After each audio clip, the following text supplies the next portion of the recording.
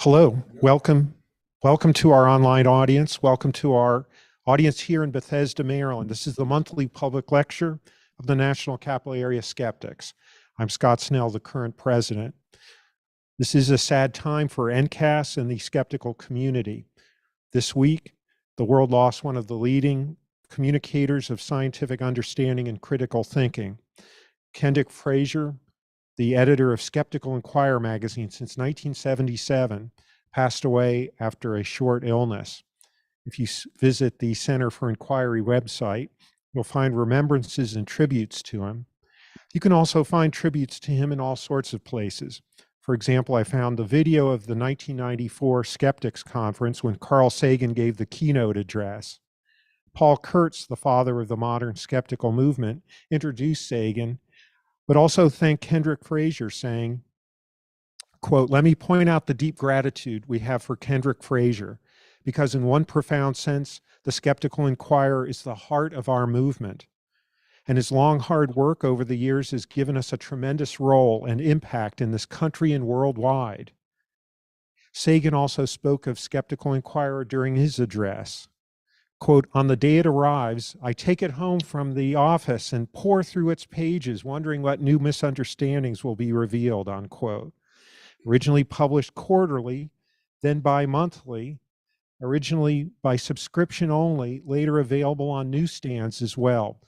Thanks to Ken Frazier and his team and article contributors, its success also helped NCAS. Because the original convening of members was announced to subscribers of Skeptical Inquirer in the DC area, bringing hundreds of skeptics together. The magazine's success also helped spawn NCAS and other local skeptics groups. So on behalf of NCAS, I want to express our gratitude for Kendrick Frazier's achievements, especially the Skeptical Inquirer. Our speaker today is deputy editor of the Skeptical Inquirer. Benjamin Radford is a scientific paranormal investigator, a research fellow at the Committee for Skeptical Inquiry, an author, co-author, contributor, or editor of 20 books and over 1,000 articles on skepticism, critical thinking, and science literacy. His newest book is America the Fearful, which he's discussing today. Ladies and gentlemen, Benjamin Radford. Thank you, Scott, and thank everybody for attending both in person and live online, and also thank you for mentioning and highlighting Ken's important role here. I worked with Ken on Skeptical Inquirer for nearly a quarter of a century, and he was just a wonderful colleague and science enthusiast, and it was great having discussions about what should be in the next issue and debating topics and things like that. Some of my best memories of Ken were not really skepticism related, but he had a cabin up in Angel Fire. And he would oftentimes send photographs of wildlife, and he had this sort of childlike glee in which he would send photos of deer and elk and bears and stuff, and it was really nice to sort of share those the excitement. These, look what I photographed, and it was really those are some of the memories I remember of Ken, in addition, of course, to doing the magazine. So anyway, with that, I will go ahead and begin my talk. Again, I want to thank NCAS and Scott and others for inviting me. I've spoken for you all many times over the years. I'm getting a little long in the tooth, but I'll try and keep it up. Yes, I'll be talking today about my most recent book, America the Fearful: Media and the Marketing of National Panics, and sort of going over some of the themes there. And I will just because no one wants to watch me in my this face made for podcasts, as they say. I will go ahead and see if I can't pull up a PowerPoint and make life easier for everybody here. So, all right. With by applause or raise of hands or something else, or are you all seeing something that looks like a PowerPoint? Yes. Okay. Very good then. I'll go on forthwith. So, again, some of my background, Scott sort of ably summarized it, but I have been deputy editor or managing editor for Skeptical Inquirer for 25 years. I have degrees in psychology, public health, and education. So I sort of bring a variety of perspectives to critical thinking and skepticism, and also folklore. I'm a member of the American Folklore Society, and a lot of my research, investigations, and articles and books bring in a folkloric perspective, and that's also going to be the case here. My book, America the Fearful, is in some ways a follow-up to a previous book I wrote in 2003 titled Media Mythmakers: How Journalists, Activists, and Advertisers Mislead Us, published by Prometheus Books, which is a imprint which is founded by Paul Kurtz, who Scott mentioned earlier. So much of my public life and work has been dedicated to media literacy, science literacy, critical thinking, and that sort of things. And these will all sort of coalesce here. The notion that and I want to be clear, just because the title says America the Fearful, there's very little that's actually unique to America about this. I focus on America just because it's where I live, it's where I grew up, it's my nationality, and in some ways it's the most prominent examples of this around the world. But the same principles that I talk about here are really applicable to many cultures and governments and societies. I just sort of happen to in order to narrow the focus of the book and my research, I wanted to focus on America. So as you can see on the screen, there's no shortage of things that we are told to be fearful of, some of which are legitimate, some of which are exaggerated, and some of which are entirely fabricated. The difficulty is in knowing what's what, right? So that's always the problem. Is you have these threats. COVID vaccinations, immigrants, QAnon, mass shootings, take your pick. And there's any number of things out there that news media and social media particularly tell us to be afraid of. Again, in some cases legitimately, in some cases not. And the challenge is trying to figure out, okay, well, which of these are actual threats? Which of these are real problems that need to be addressed? So there's different ways to approach social fears. Traditionally, the default approach is ideological or political. And that's the most common prism through which people look at fears. So if you spend time on social media, oftentimes the topics that I discuss are discussed and viewed specifically through the prism of politics. So you have people who are on the left or the right or center or independent, what have you, and they will often share, again, on social media, Facebook, Twitter, Instagram, and so on. They'll share memes and messages that conform to their ideologies, and they'll be promoting their particular brand and their particular examples of things that they believe should motivate people, either to vote or to protest or what have you. And oftentimes these are grounded in fears, right? They're part of the reason they're sharing these things is to scare people, and sometimes that's more obvious than others. But I would argue that while that is one valid prism through which you can understand fears, there's other more effective ways to analyze fears. There's media literacy, there's education, there's folklore, there's psychology, there's critical thinking and skepticism. And so those are sort of the approaches that I took in this book, was because the default is often political. Again, that's fine. That's not necessarily the wrong way to look at these, but it's not the only way, and oftentimes it's not the best way.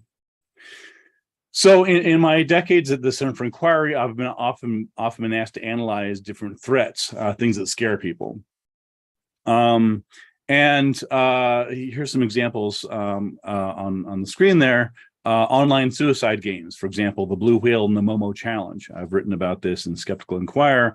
These are basically online games that are often targeted to children and young adults that allegedly are encouraging them to kill themselves or kill other people.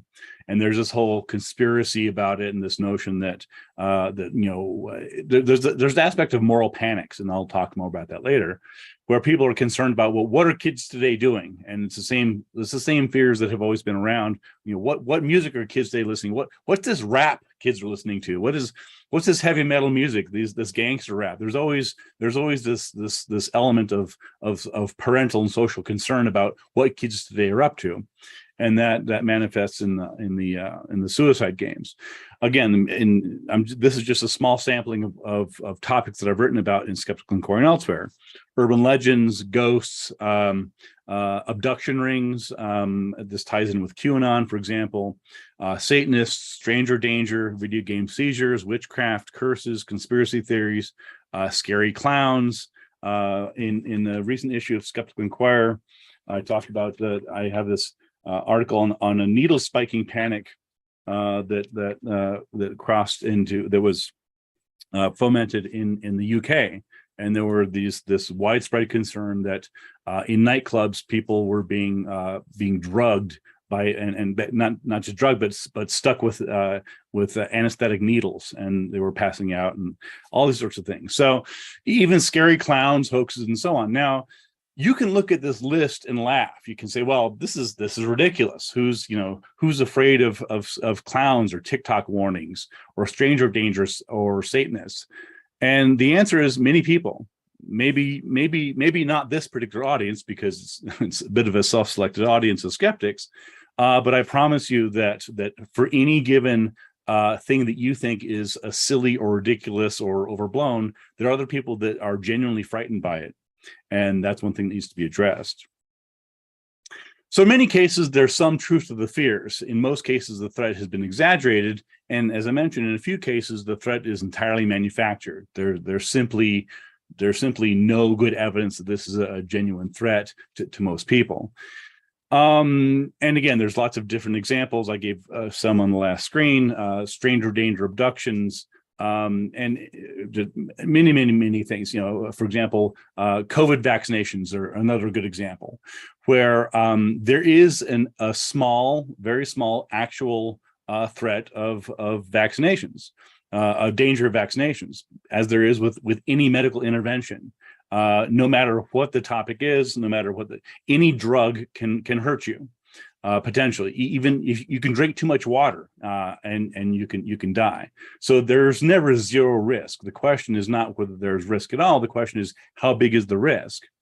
And this is why skeptics such as myself and others, and people at Center for Inquiry specifically, we established a COVID misinformation page to try and explain to people, yes, there's a tiny risk of adverse reactions to vaccinations, but the far greater risk is getting COVID. That's the far bigger risk. So don't focus on the tiny, minute, small risk of adverse reactions. Focus on the much larger risk. And ultimately, one of the themes in my book is that in a world of limited resources, which we certainly have, and limited political attention spans, we have to adopt a scientific approach to addressing these problems. We can't just go by what's scaring the most people or what is the scariest thing. I was recently, earlier this month, I was in Africa, and I had originally been planning to go visit Uganda, but there was an Ebola outbreak, and I didn't end up going there for various reasons. But the fact that Ebola was once again in Uganda didn't necessarily deter me from going to the country, because it's a rare disease. It's scary. People freak out about it, but it was confined to basically 2 districts in the western part of the country.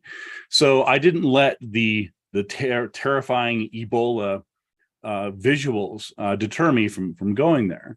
And so again, we have to sort of parse out the real dangers from the red herrings and the boogeymen. So one of the aspects of fear is trying to parse out what is the nature? What role do these fears play in America, and particularly regarding the national identity? And this is a theme I come back to over and over in my book and my research, is trying to parse out, okay, well, these are real threats, but how common are they? How representative are they? And again, this goes in many cases to the heart of how people see America, how Americans see themselves, how other countries see America. So, for example, just to use a very common example, are mass shootings and violence an inherent and inevitable part of America that represents the true nature of our country and its citizens? That is, are Americans inherently brutish and violent and killers and thugs and things like that? Or are those aberrations? We often hear that Americans love guns, but the fact is that most Americans don't own guns. Most Americans, in fact, favor stronger gun control. So while it's true that there's lots and lots of guns in America, that's a statistical fact. It's also a fact that most Americans don't have guns, and there's a large number of guns in a relatively small number of people's hands. So again, there's sort of these dueling narratives. On one hand, we have this image, this narrative of America as a violent, gun-loving nation. On the other hand, for as many gun owners as we have, and as many mass shootings as there are, the statistics don't really bear that out. Same thing with American culture being inherently racist and misogynistic. You can argue both ways. Many people think that America is obviously inherently that way, but Michelle Obama, for example, said that when we have these incidents, they're not normal and they are aberrations, and they're disgraceful. Same thing with Trump's January 6 supporters insurrections, right? And this was part of the discussion: were these people were they representative of Americans, or were they a small subset, a fringe group?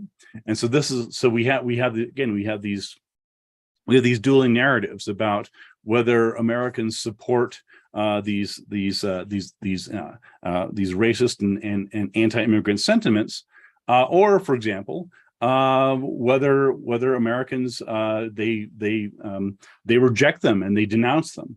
And so there's evidence on both sides. And so my goal here is not to come down one side or the other. My goal is instead to sort of help people parse out find different ways of sort of navigating this. Like, how do we reconcile these two images?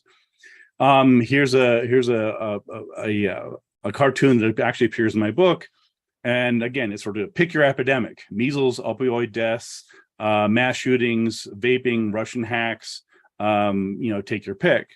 This cartoon isn't making fun of this. It's pointing out that what one person considers to be an epidemic is largely politically driven and an agenda driven. So another person may so recognize, yes, this is a problem, but it's not necessarily the biggest problem.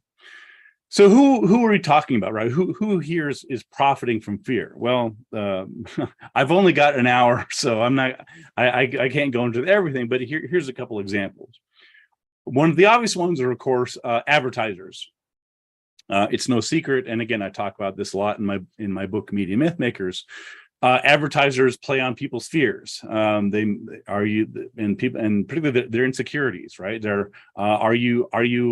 Are you hot enough? Are you educated enough? Are you keeping up with the Joneses?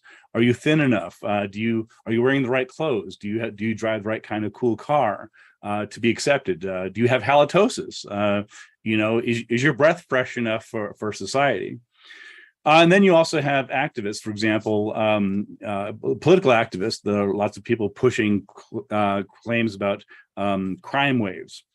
And there's an image of Giuliani doing the same thing, and also, of course, politicians and corporations. As the Politico headline there points out, that Americans rush to buy guns after mass shootings, and so you have this sort of snowball effect where the media highlight and in some cases exaggerate the severity and number of mass shootings, which then reinforces people's fears, that people are afraid because they're hearing about these mass shootings. So what do? They go buy more guns. So there's more guns on the street, and more people are arming themselves in response to these attacks. Here on the right was an ad. Grandma attacked outside store in Albuquerque. This is where I live, and it was sponsored by Safe Alarm.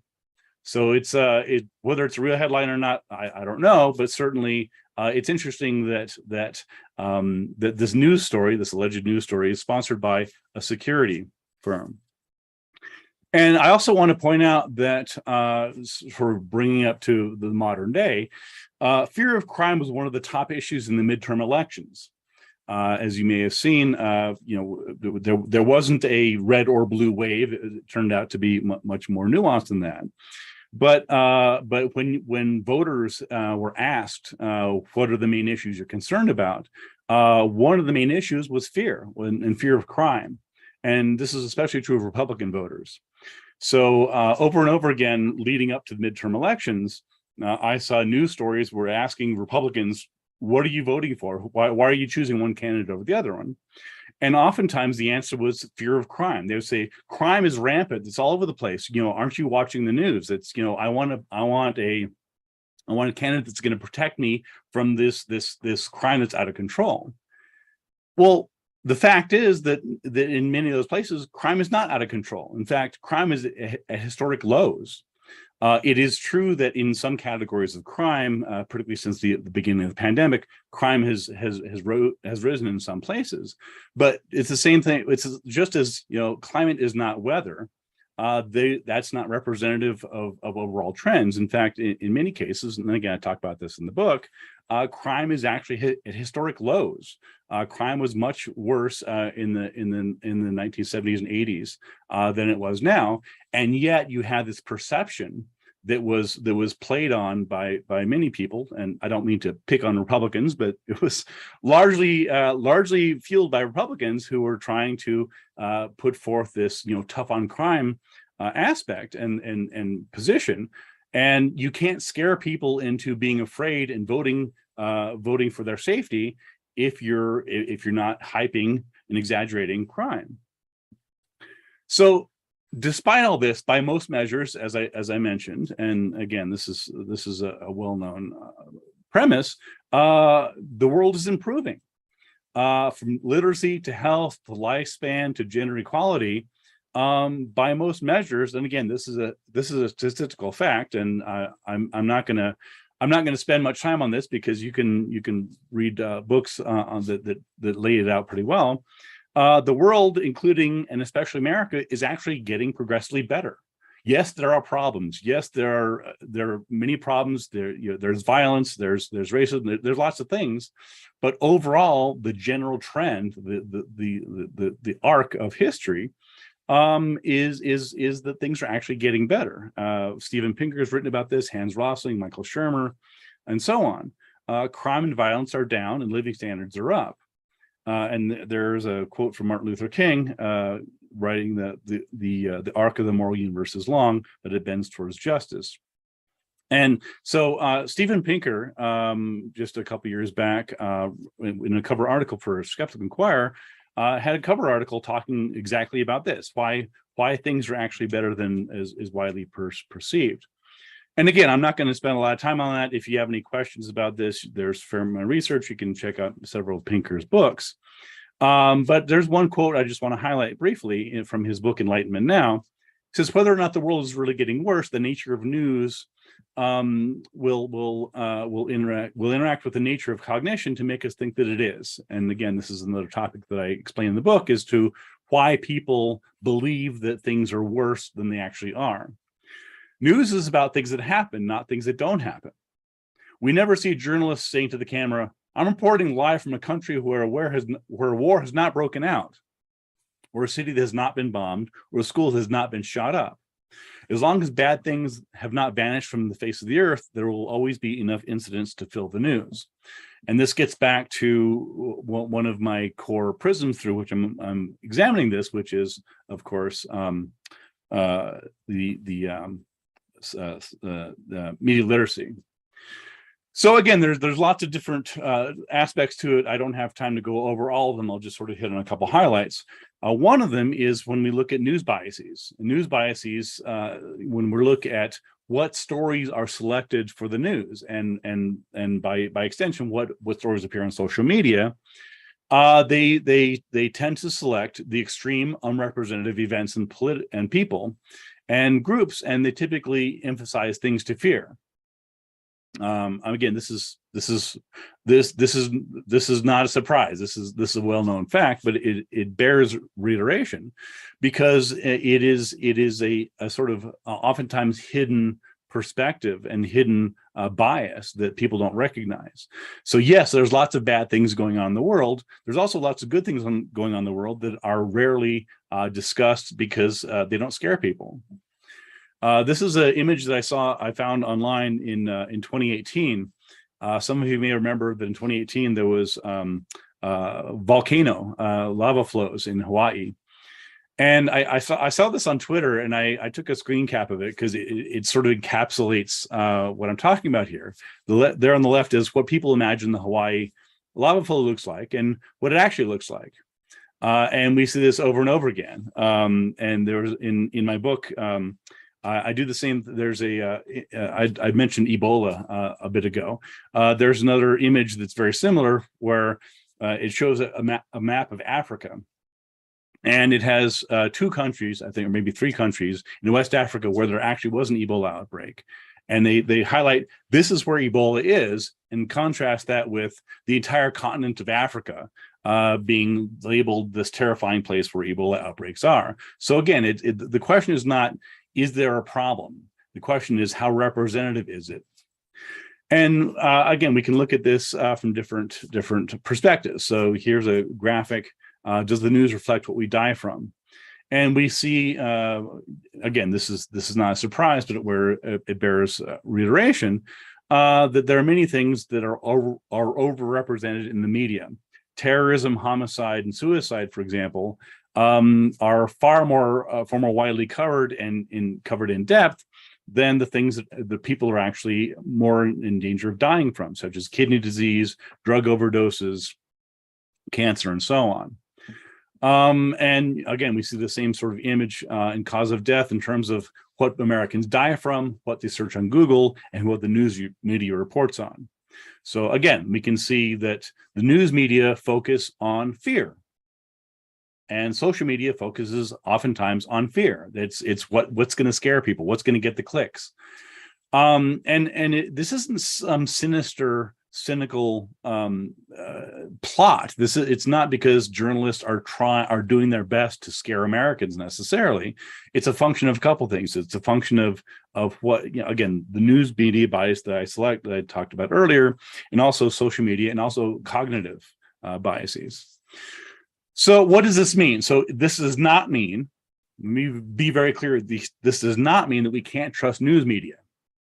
And as a media literacy activist and educator, it's very frustrating to me to oftentimes see this sort of cynical, well, it's all bullshit. We can't trust the news media. It's all lies.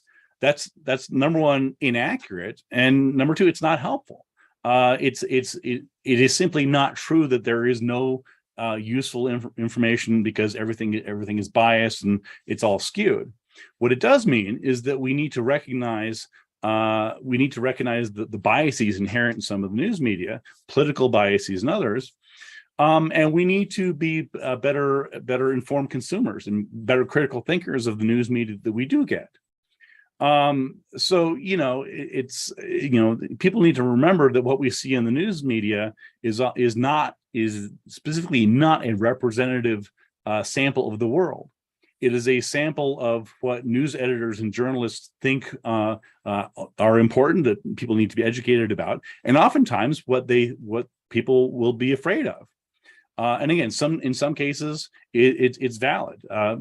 People should be concerned about whether they're going to get COVID or not. People should be concerned about lots of things, including shootings and so on. The question is whether they should be overly concerned, and putting the threats in perspective. So again, if people are interested, they can check out my book, Media Mythmakers. So I want to pivot for a second to folklore. As I mentioned when I began, folklore is one of my backgrounds and interests, and I want to sort of look at what's covered in the news media through a folklore perspective. And part of the power of story and or anecdote is that it comes prepackaged with assumptions and stereotypes, right? So if you think about legends and myths and stories, and urban legends and fairy tales, they are prepackaged narratives that tell us a story. There's often a moral at the end, and they come in they're stock characters, right? There's the wicked stepmother, there's the hero, there's the Sleeping Beauty, there's the brave prince. So these are pre-populated with basically stock characters. And basically, which is understandable, right? If you understand folklore, that's because the narratives need to be easily digestible. They need to be clear. We need to know exactly who the villain is, who's the hero, and what all their roles are. And so again, that's part of what's called heuristics. That's part of shorthands. We need to understand the real and fictional world and characters. We don't need to question the assumptions or plot holes. Like, for example, how does Little Red Riding Hood not recognize that a talking wolf has replaced her grandmother? I mean, really? How hairy was your grandmother to begin with? And is there, how could this possibly, how bad is your eyesight that you're not recognizing the big bad wolf is there, right? But we don't question that because it's a given. We just suspend our disbelief in order to hear the story. And for millennia, this has been the way that humans have passed along knowledge, taught moral lessons, or simply passed the time. And part of what I'm explaining is that the same thing happens with social scripts and news media stories, and particularly with social media stories. They're passed along as self-contained, prepackaged constellations of assumptions, assertions, and beliefs, and oftentimes stock characters, oftentimes with a specific or social political agenda, right? So the reason that we see this constant barrage of memes and messages on social media is because they're trying to tell us something. X is good or bad. Biden is good or bad. Trump is good or bad. This agenda, take your pick, whatever it is, they're framed in a way to get you to react, to be afraid, to like, to share, and so on. And these are the reasons why. And they often appear as memes implicitly endorsed with likes and shares. And again, I'm not saying this to suggest that this is necessarily bad. I'm trying to sort of set the stage here so that people can understand the folkloric perspective to these stories. And understanding these fables and narratives can help shed light on how we understand the world. So, for example, today's news events are cast and often implicitly understood in terms of these scripts, and we accept and repeat them with little or no analysis. If you think about it, I mean, when you see a meme, one of the reasons that memes are so popular is that they take no critical thinking. All you're expected to do is like and share. Don't question it. Don't point out plot holes. Don't point out factual errors. Even though I do this all the time, which is one reason I'm not particularly popular on social media. But again, when people share these memes, you're not expected to, in fact, you're often discouraged from questioning them. It's like, no, just like this, share it around, tell your friends, this is good, this is bad, vote this way, do this thing, whatever else. And you are discouraged from thinking critically about them and questioning the assumptions. And this also applies to fears of they and them. So in my book, I often talk about the capital T they, the capital T them, right? These are the boogeymen. And the same overdiagnosis can be seen in exaggerated claims about any number of scapegoats: immigrants, Muslims, blacks, whites, and others. As with any group of people, you can find a small minority who pose some statistically significant threat, but it's not a threat that should influence most people's daily lives or decisions. So as I mentioned before, the world is inherently full of risks: food poisoning, car accidents, crime, bee attacks, school shootings. There are any number of shark attacks. Saw on the news the other night. There are any number of risks to people. The question is not are they risks. The question is whether how large that risk is and how likely it is to happen to you. Part of the thing that fuels this fear is misleading headlines, and this is an example that I talk about in the book, where people will often misunderstand and exaggerate how bad a problem is. So here's a headline from Newsweek magazine from April 12th, 2018. And I wrote it, if people are interested, I wrote several articles on this online, and you can find this at csi.org, where the headline is 1/3 of Americans don't believe 6 million Jews were murdered during the Holocaust. If you read that headline and you read the first couple sentences, it sounds like they're saying that 1/3 of Americans are Holocaust deniers. That's the implication here, is that 1/3 of Americans are being skeptical that the Holocaust actually happened. Well, if you apply some critical thinking to it, if you bother to dig past the headlines and you go to the original resources, which you should, certainly in this case, you can find that the survey says something very, very different. So I pulled up the actual question here, and as it turns out, this headline is badly misleading. If you want to know whether people are doubting the Holocaust, you can skip to question number 33, which specifically asks that question. And you find that, in fact, 96% of people, virtually all of them, believe that the Holocaust happened. So what happened here? How did we go from apparently 1/3 of Americans seem to be doubting the Holocaust to no? It's actually in this particular question, 1% of people doubt the Holocaust happened, with 3% saying they're not sure. Well, again, I won't go into the whole thing. If you're interested, I wrote an article on this, and it's also mentioned in the book. But basically, what happened was that the poll results were misunderstood. But what's interesting here is that how were they misunderstood?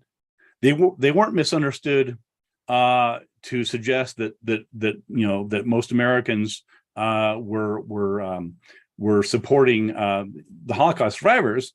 They were misunderstood for alarmist purposes. They were misunderstood for sensationalism.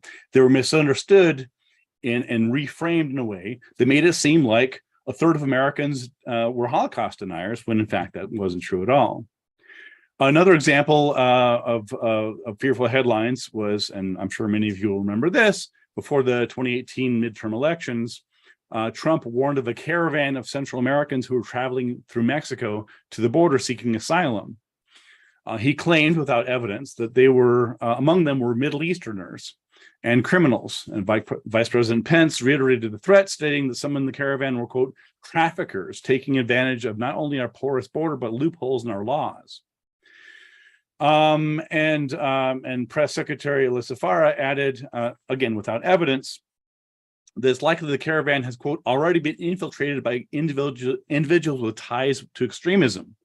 On Fox News, Brian Kilmeade mentioned that he warned, he spread fear, let's just be clear, that the refugees might be bringing unspecified diseases. Ebola, AIDS, COVID, take your pick. Well, this is pre-COVID, but so again, once again, we see fear being used to motivate people and to scare people. And I talked about this before with the current midterm elections.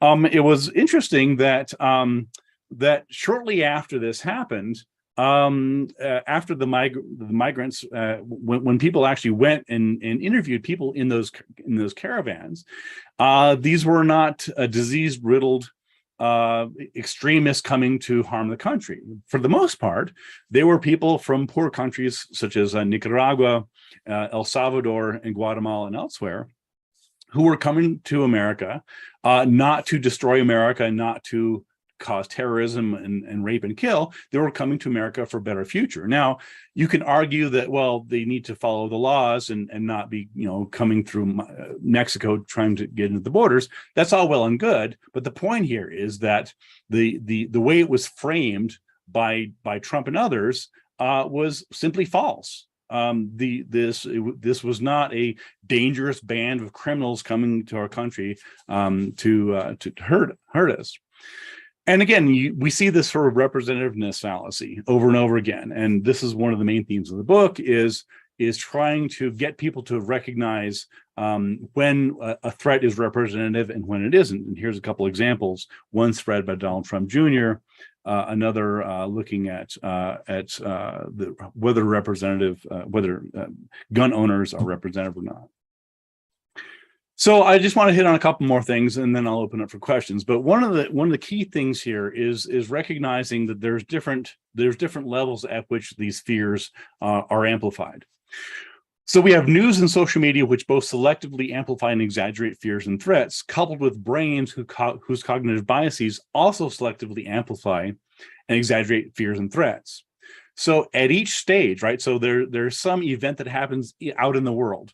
There's an attack. There's a bombing. There's a disease outbreak. There's whatever it is.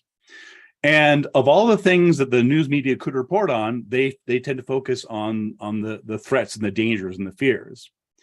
And then that is amplified, that news bias, which you talked about earlier, is then amplified on social media, because much of social media is taken from news media. That's where a lot of the stories come from. So that's the kernel. So we have news stories being selectively chosen for their ability to scare people and to be sensationalized and exaggerated, then transferred to social media, where once again, on social media, on Instagram, on Facebook, and elsewhere, the stories that are most likely to generate fear and scare people are most likely to go viral. So those get the likes and the shares. And then on top of that, when going back to psychology, we know, for example, that the things that are most likely to be remembered and repeated are things that frighten us, right? We don't remember the happy things around us. We obviously and understandably focus on fears and threats, right? This is a evolutionary adaptation, right? We're more likely to remember the time when our camp was attacked by a wild animal or an enemy than all the times when it wasn't. So at each stage, we have this sort of refining and selecting process. So it's no wonder that so many people are afraid, because what they're getting is sort of the worst of the worst, amplified by news media, social media, and cognitive biases. So the question is, how can we minimize this? Well, one answer is by understanding the processes that push our buttons and trigger our fears, and that's what my book is about. That's what I'm talking about here. Is being aware of them is necessary but not sufficient. So it's a first step in reducing fear and its consequences, including xenophobia. So there's different consequences of fear, and again, it's a broad topic, and I could talk for a long time on it. I'll just sort of hit on a couple of highlights. One of them is ignoring greater or more significant problems and misdirected resources. As I mentioned before, unfortunately, our culture in America, like all cultures and countries, we have limited resources. We only have so much. We only so much political capital. We only have so much financial capital. We only have so much attention spans. And when our fears drive us to be more worried about smaller fears, and fears that are real, they're not imaginary, but they're statistically rare, then we are by definition diverting resources from much more important and much more dangerous threats. There's also cynicism, especially when it leads to voter apathy, and I talked about this before in the context of news biases and people just throwing up their arms saying, "Well, we can't believe anything. They're all lies. Everyone's lying. Don't believe anything. It's all biased." That's not helpful. It's not true. It's not helpful. And that's especially problematic when it leads to voter apathy. People saying, "Well, it doesn't matter who I vote for. They're all the same." They're not the same. That's factually wrong. it gets my hackles up when I hear people say that, because it's this notion that, well, all the parties are the same, all politicians are crooked, why vote? This is not accurate. It's not helpful. This is not, this is harmful to democracy. There's also increased anxiety, depression, and fear. And there's also a lot of racism, xenophobia, and gender and race baiting that goes on. That's unnecessary. Again, there are very real problems in the world that deal with, gender inequality, racial inequality, and so on. That's not the question. The question is are the resources and are the examples that we're seeing, are they representative of the real threats?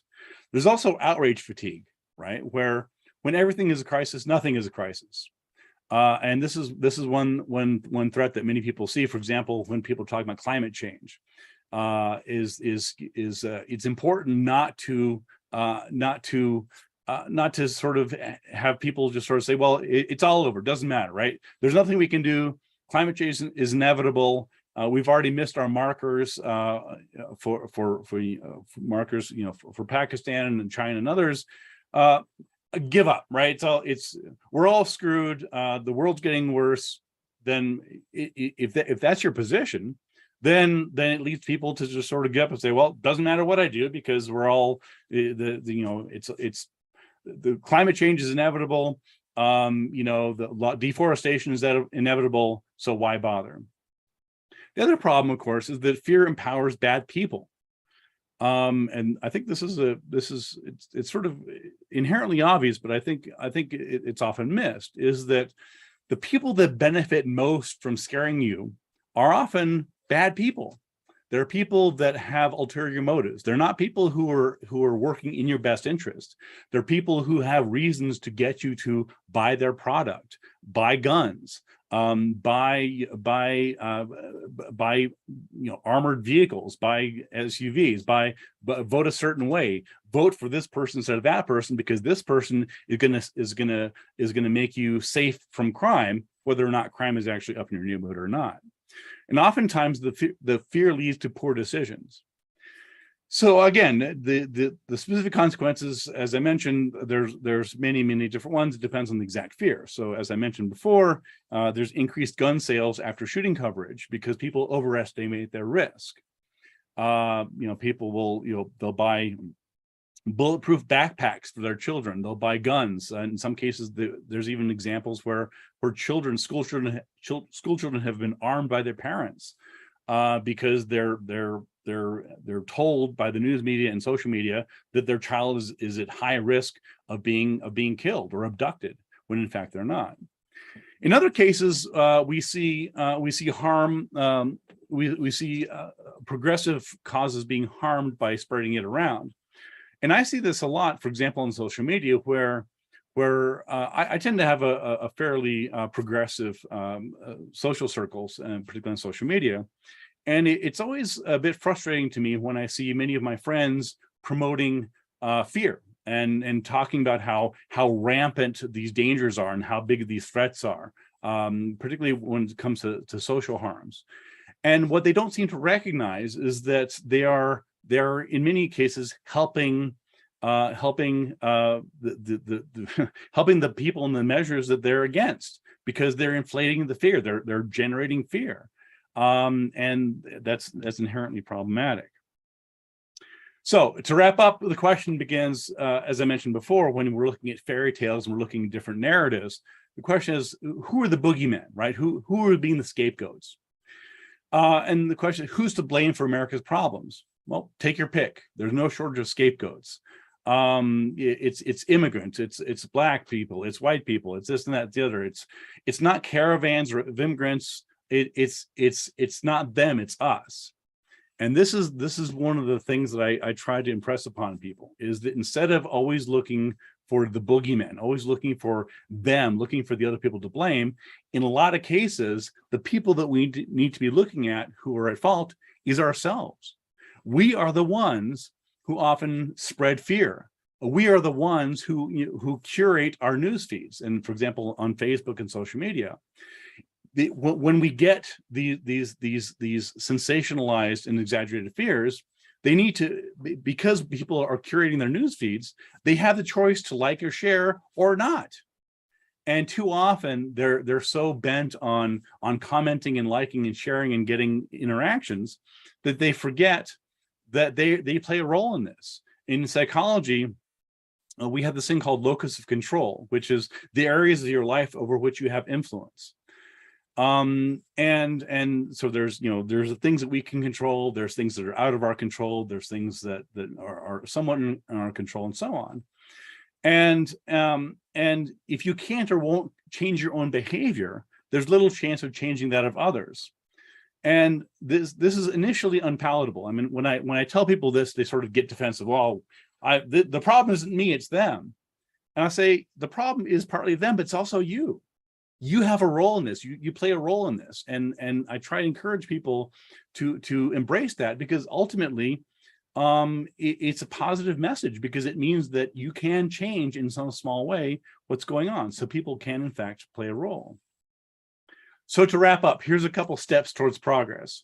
And again, I've touched on these before, but I'll just go over them again. So one of them is to recognize biases, especially in psychology and the media. As I've talked about before, there's inherent bias towards sensationalism, towards fear-mongering. It's hardwired into us. It's part of how we think. But by recognizing these biases, we can minimize them and take steps to them. Another one is to quantify risks, threats, and fears. That's the first step in addressing the issue. And it's trying to say, okay, well, yes, there are school shootings. How common are they? How much of a risk is it to the average kid, the average person or child? And the answer is that statistically, it's not a huge risk. It is a risk. I'm not minimizing it, but the average child is in a far greater danger of dying for any number of other causes than being shot in schools. And this isn't a reason to not be worried, not take steps to mitigate it.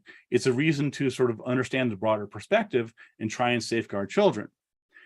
And remember to ask compared to what when you see scary statistics. And this was exampled in the example that I talked about in terms of the Newsweek article, which seemed to suggest that a third of Americans are Holocaust deniers. And when you go to the original sources and when you actually consult what the question actually said, when you do actual good original research, you find out that, in fact, oftentimes it's a very different question, and that's not what was being asked. Avoiding generalizations is important, and also beware of broken bellwethers, especially negative ones. And I talk about this in the book, is oftentimes by broken bellwethers, I mean people who say that, if this happens, then all is lost. If Trump is elected, then all is lost. America is officially down the toilet. If this happens, if Biden is elected, then it's all over. And so often the people that are sort of putting this out there, again, they have agendas. They have reasons to make you afraid. They have reasons to make you vote a certain way or do a certain thing. And informed citizenry is essential to a functioning democracy, and citizens must be able to distinguish truth from fiction in order to make evidence-based decisions about public policy. And at the end of the day, basically, the other message is, don't be afraid. There are enough real problems to address in the world. We don't need to manufacture new ones. There are enough actual legitimate threats of whatever magnitude that we need to look at those. We don't need to generate and manufacture new boogeymen to address, because it just wastes time, it wastes energy, it wastes attention. In some cases, it wastes resources.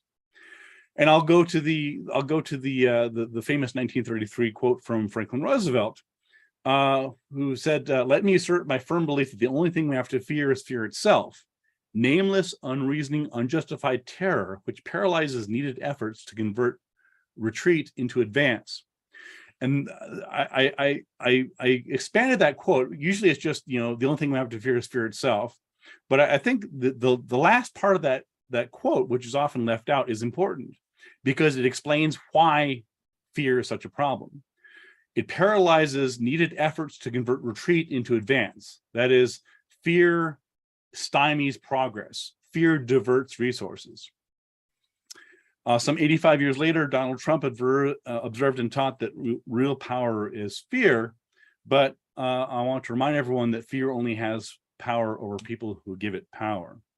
So, with that, I will wrap up. Again, if you're interested in more on this topic, I've written a couple books on it. The most obvious and recent one is America the Fearful, but as I mentioned before, I expanded on some of the themes in my previous book, Media Mythmakers. So with that, I will turn over the screen to others. There we go. So, Scott. Yes, thank you, Ben. A great talk, and Yes. Thank you. Kind of you. And thank you for taking questions. Do we have any questions here? Yes. So yes, once again, I'd like to thank you for your talk. And Thank you. it seems like what you are describing is what I'm guessing we're seeing now quite often due to the unfettered access to communication, basically out into the nether world just by simple clicks of your phone. And that is basically encouraging a lot of what I don't know what you call them, but professional con artists who take all of the examples you do and use them in a professional settings for the sake of personal gain at the cost of other people's basically benefit.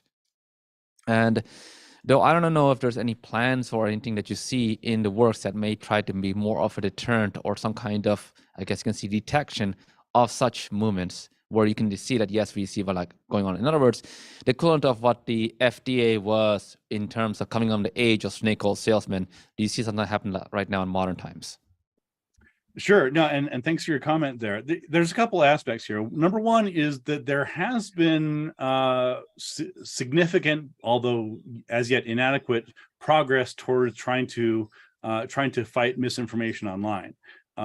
It's still a main problem. I mean, don't get me wrong, but you know, Twitter, Facebook, and other companies, which in many cases sort of form the bulk of social media companies. And of course, Twitter has its own Twitter's its own nightmare, as I'm sure you all know, certainly recently. But there have been legitimate, if incremental, steps towards trying to identify misinformation and combat it. And that's especially true with political misinformation, which of course in many ways is some of the most harmful, political and medical misinformation. And so there's the misinformation review. There's aspects there's people working in public health, for example, which is part of my background, who are working towards addressing that. And so I think that is one of the things that I do find encouraging, is that in the past, say, 5 years, there has been increasing recognition among politicians, among researchers, psychologists, social scientists, and so on, that misinformation is a genuine threat, not only to public health, but to democracy and things as well. Whereas I don't think that, 10, 15 years ago, it was really recognized as such.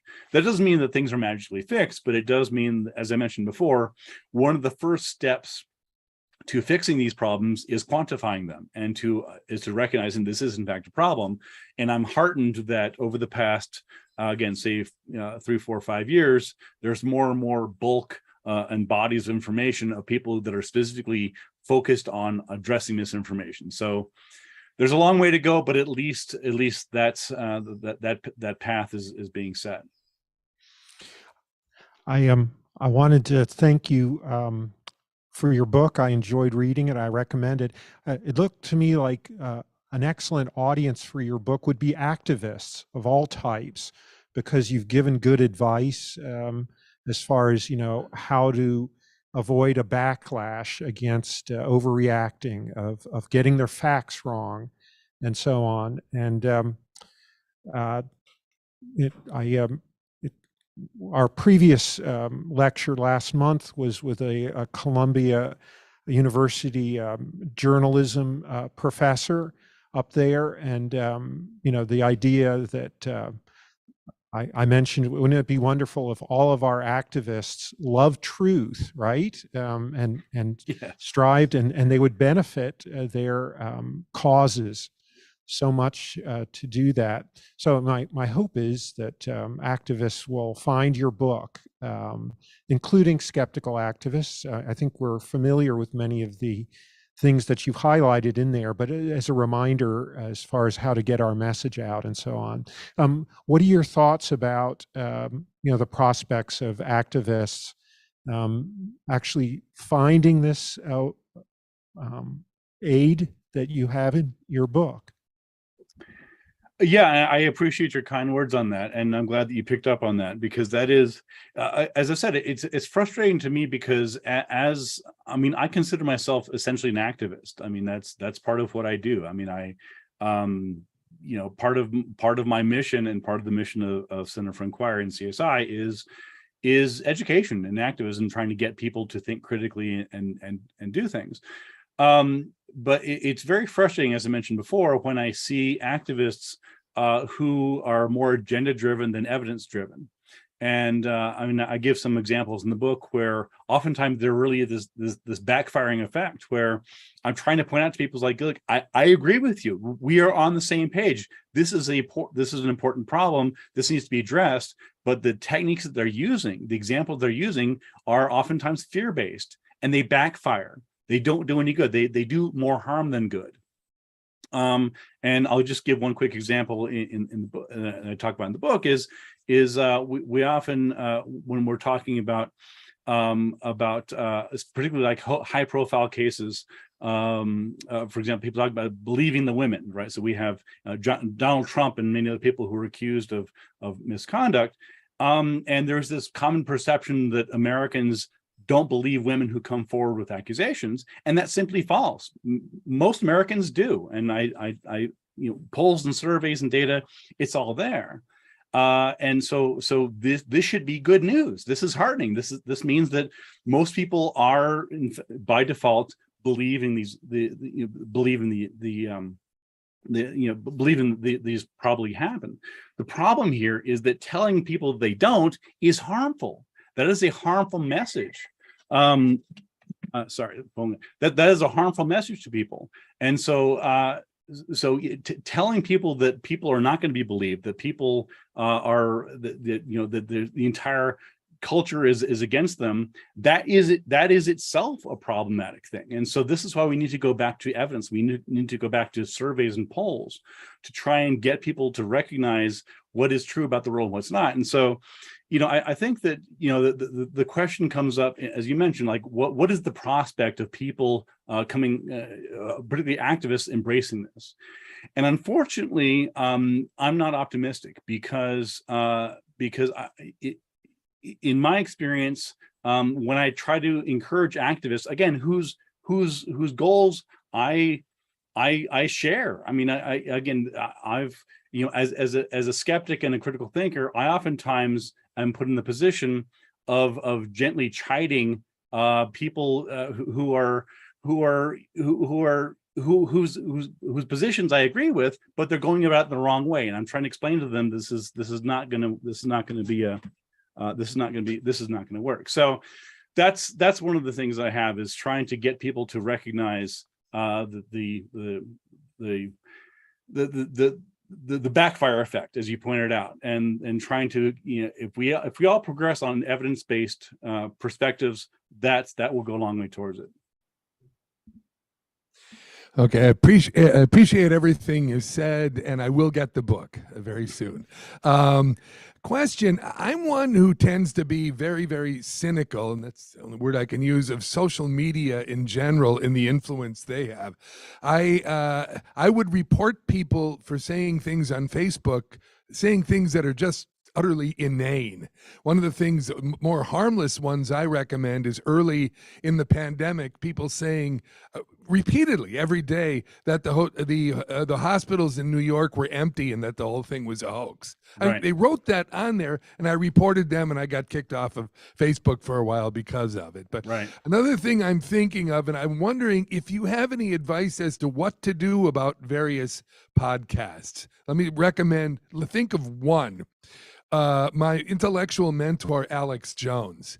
I mentioned that because in spite of the, $1.4 billion that he's been sued for at this point. It's even more now. There's he got hit with another 473 million yesterday. That's what I mean. In addition to the 965, yeah. So it's over $1 billion. But in any event, in spite of that, he's still on the web. And because I listen to a podcast which reports on his nonsense, I don't think that creature is capable of telling the truth. Everything is made up, and he has a following, and people listen to him every day. Any lawyer who is his opponent is a vampire. Sure. And anything that's done against Trump is satanic. I mean, he uses those black and white. Is there anything we can do to prohibit, or more than just filing suits that this guy will have in court till the rest of eternity, trying to Right. prevent his $1.4 billion suits? Yeah, no, that's, and I appreciate your comments, your question there. So there's a couple answers. The one that I talk about in the book is basically there's two functions. One of them is deplatforming.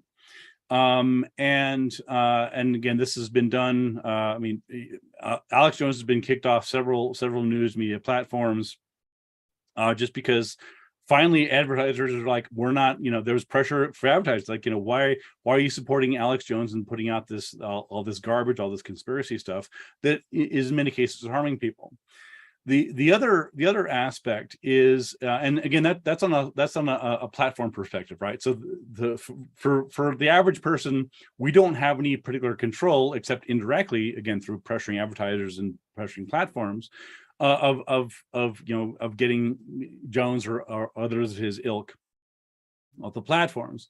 The other thing, which I highly recommend, although it's difficult for people to do, is ignore. Is press the mute button. And this goes back to what I was talking about before in terms of the locus of control, right? So people love to complain about big media. They complain about Fox News. They complain about MSNBC. They complain about Twitter. They complain about Facebook, this and that. At the end of the day, you curate your own news feed. That's up to you, right? If you see something, some Alex Jones crap or conspiracy crap, don't like it, don't share it, don't comment on it, let it die. This happened, for example, with Milan Yiannopoulos, the right-wing firebrand several years ago, who was, getting all this attention, and he was making these outrageous statements and this and that and the other. And finally, the news media got tired of it. They ignored him.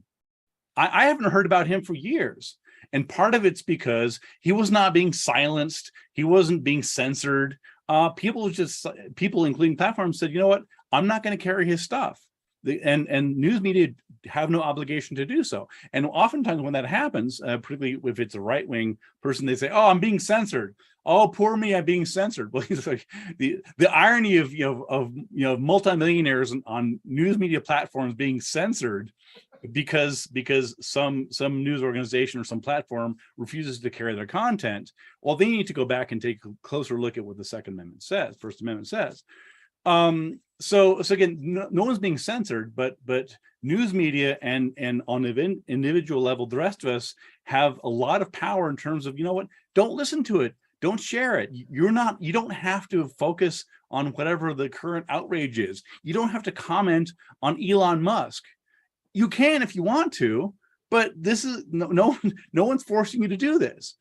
Same thing with the Kardashians or whatever it is. If you don't like the content and if you think it's a waste of people's time, then the best thing to do is just ignore it. And that's one of the most that's one of the most harmful things to these causes is whenever there's some protest. For example, there are racists on some, they're marching somewhere. What do these racists love? They love the media. They love the attention. They love to have something, or the Trump supporters, or take your pick. What do they want? They want cameras in their face. They want to have people asking them questions. They want to be on CNN. What do they hate?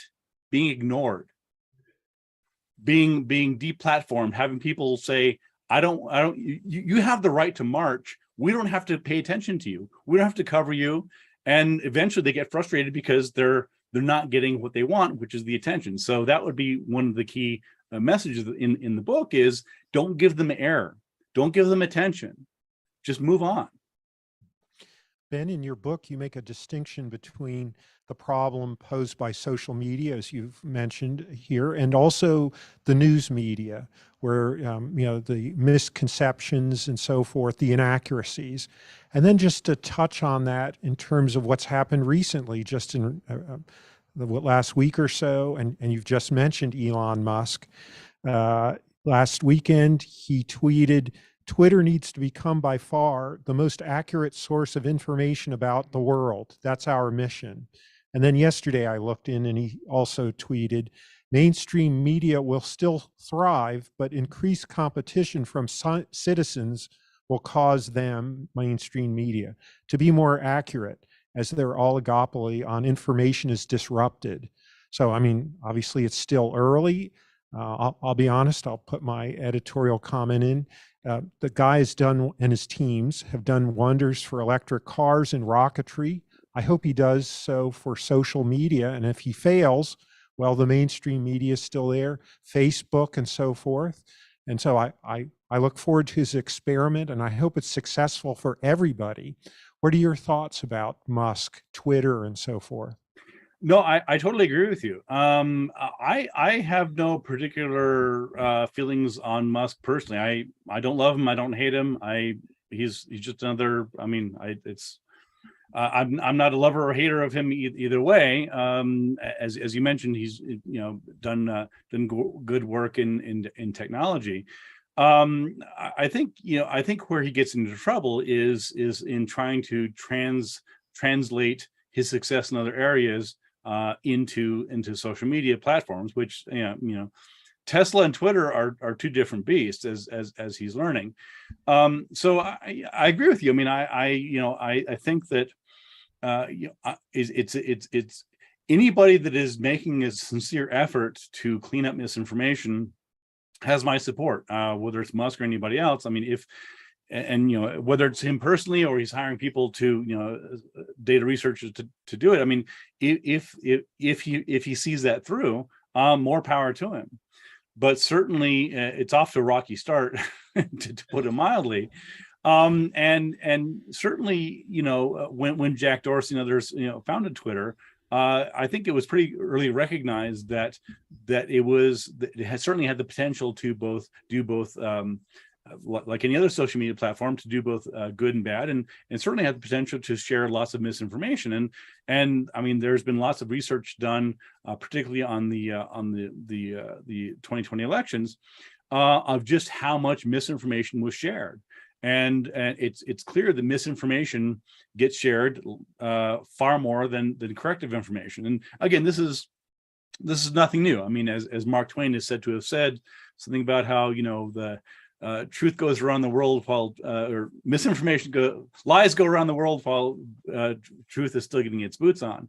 So there's nothing new about that. But it just sort of increases the complexity in fighting these things. But there are many technology researchers who are doing good and valuable information, doing research on fighting misinformation, everything from deep fakes, identifying misinformation from algorithms and things like that. So I think that there's always going to be this arms race between misinformation and fighting misinformation, and fighting misinformation and skepticism, critical thinking are always going to be on the back end of it. I mean, that's just the nature of the beast. But it's important to keep up the fight, and that's one of the messages.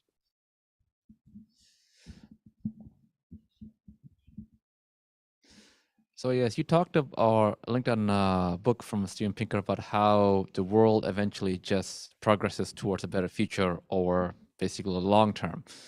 But does that not imply that a lot of these bad actors who are doing stuff out of self-interest end up basically losing in said long terms? If that's the case, then what is a common type of team that makes them eventually fail to accomplish their goal?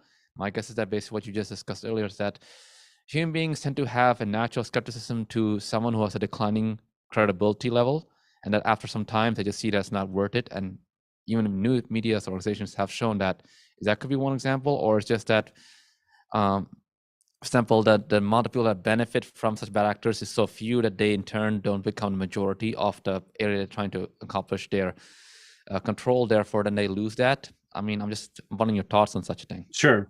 No, that's a good question, and I don't pretend to have intimate knowledge of Pinker's books. I'm a fan of his. I've met him. He's a good guy. I enjoy his books, but I'll sort of let his book speak for himself. I will pick up on one thing you pointed out, which is that I think that overall, I mean, there are of course bad actors, and there always will be, but I think that overall, they are outnumbered by the people that are trying to do corrective action. And I would just point out that and again, this is a theme I've touched on before, is that it's important not to assume that attacking this misinformation problem and addressing these fears is someone else's job. It's your job. It's my job. It's our job. It is not something that they need to do or they need to fix or those boogeymen over there. It's something that we all need to recognize is a collective responsibility. And again, there's different levels, individual, social, and so on and so on. So that's one of the messages that I have is to avoid this sort of binary thinking that haunts, frankly, a lot of the fears. And sort of recognize that misinformation and fear mongering is a complex problem. It's cognitive, it's social, it's media related, and so on. And it needs to be addressed in different ways. So that's one thing I would say is just sort of recognizing again that we can all play a role, and none of us are truly powerless, because if you are on social media at all, then you have some control, however small, over what you share, what you like, what you put out there. And it's easy to sort of think, well, it doesn't matter what I do. It does matter. It does matter. You can play a role, and certainly when you have so many people there's a cartoon I've seen. There's different versions of it, but it's basically all these people in a crowd saying, my vote doesn't count. Well, there's 50 million people all saying that their single vote doesn't count. Well, it does if they work collectively, and that's one of the goals. One thing is dealing with the messenger, the advertiser, the journalist, the politician, the nutcases. But how in whether that's done through government or the courts, but how do you inform or get your message to not us, but everybody that's liable to fall prey to the misinformation in the we call it the hinterland, the great unwashed, whatever. The hoi polloi, yes. And in terms of skepticism, I can hardly imagine how you can reach the adult population. And related to that, where I think there may be hope, are you aware of critical inquiry, critical thinking in public school curricula around the country? It seems to me this should be just like you have to teach whatever, ethics, government, arithmetic. There should be a little portion about, this misinformation, risk perception, what you're reading, what you can believe. So it's a kind of two-tiered but related question. Yeah, no, I would agree with you about that. There's a couple factors. One of them is that, as you pointed out, it's difficult to change people's minds. It's trying to steer a ship. People like ships, they go in one direction, and it's hard to make them take a sudden right turn into critical thinking.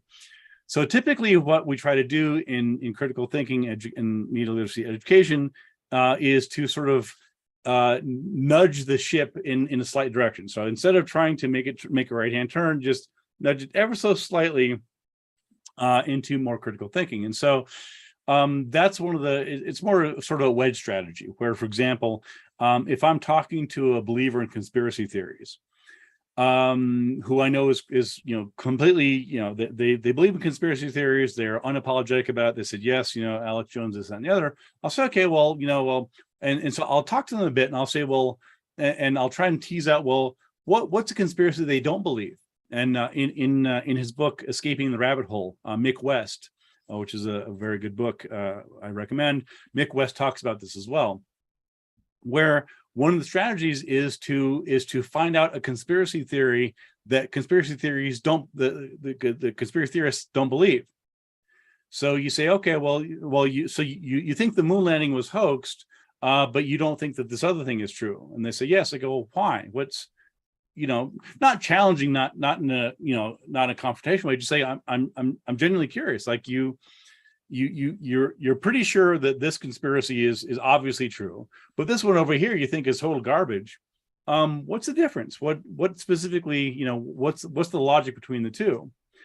And sometimes you'll sort of get this sort of, you'll see them, because they're having to engage suddenly. They're having to justify to themselves and to you why one thing is obviously silly, another one is obviously true. And if you can get people to just, again, it's a wedge strategy. So if you can get people just sort of begin thinking critically, well, hold on here. So, you believe these sources, but you don't believe those sources. Explain to me why that's the case. Oftentimes that'll sort of nudge people into more critical thinking. Now, again, it's not going to magically change the world, change the person one thing at a time, but that's one way to do it. In terms of your question about education, it's a great question, and that's always been sort of one of the bugaboos of the skeptical movement, as long as I've been part of it, is oftentimes people will lament the fact that there's critical thinking is so rare, and they say, well, this is, why aren't people thinking more critically? Why is there such a lack of critical thinking in the schools and in society? And I've always been baffled by that question, because my question is, why would we expect people to think critically? We don't teach it in schools. There's no more reason why we should expect the average person walking down the street to be a critical thinker than we should expect them to play the violin or have a law degree or have any other set of skills, be a soccer player, right? Because critical thinking as a discrete topic is not taught in schools. And this is one of the fundamental problems, and this goes back to what you were talking about before, is unfortunately it's often seen as an afterthought, right? So it's like, well, we'll teach biology, we'll teach English, geography, math, and this, that, and the other. Oh, and by the way, somewhere along the line, maybe they'll learn how to think critically. Well, that's not the way to do it. Critical thinking is the prism through which we understand politics, we understand geology, we understand physical sciences, we understand the world.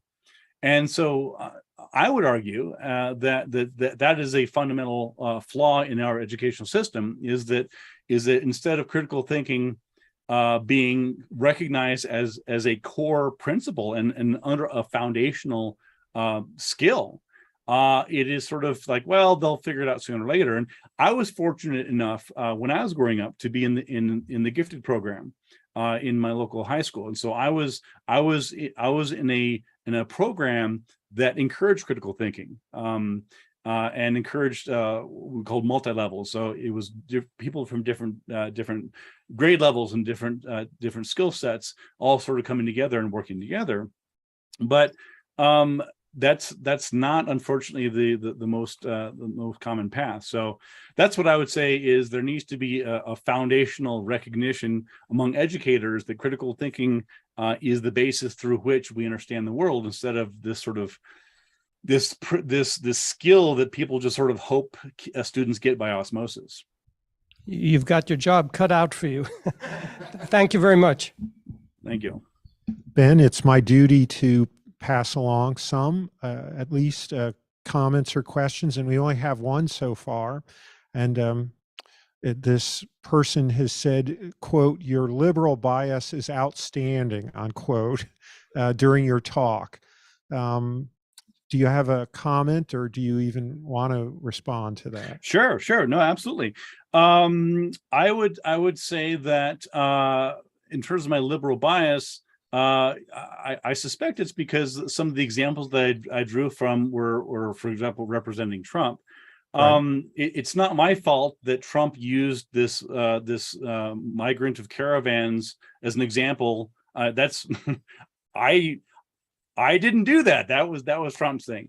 Here's what I would say is if you pick up the book, and Scott, because you read the book, you know this is the case. I'm actually pretty even-handed. So I criticize Republicans and conservatives. I criticize liberals and progressives. I intentionally chose examples from across the spectrum in my book precisely to address this, so that people on any side of the issue, whether you're progressive, conservative routes, you can find examples that you will agree with in the book.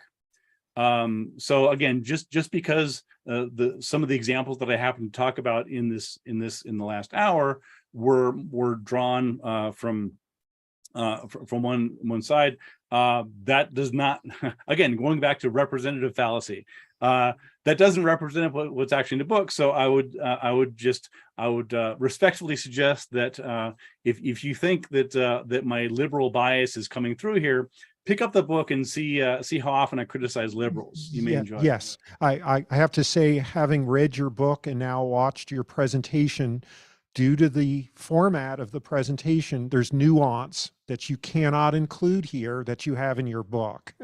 So I think that would be, the answer to this commenter.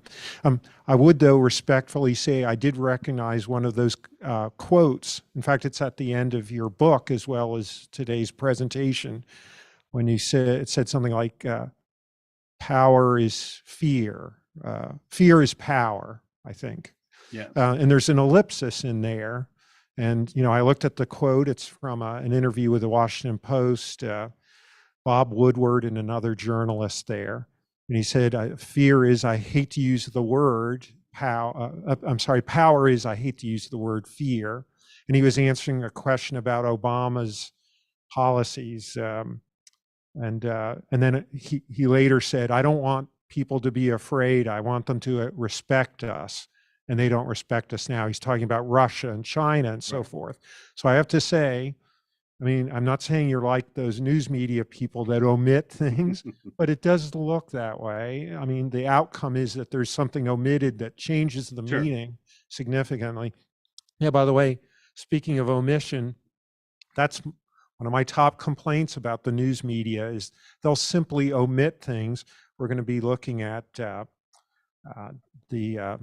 there's a documentary about scientists who weren't properly quoted by interviewers, where it's like they've garbled our meaning here, and unfortunately happens in the political context. If you just keep the video going, for instance, as I mentioned last month, Trump says, no, I'm not talking about Nazis and white nationalists. They should be condemned totally. He's not saying they're fine people, unlike what President Biden keeps saying again and again. It's very divisive, unnecessarily hateful, and Republicans immediately know that Biden is deceiving them. So it's not helpful at bringing us together. It's really around facts that we come together. And that's all through your book, to help bring us all together, activists of all types, loving truth and getting that out there.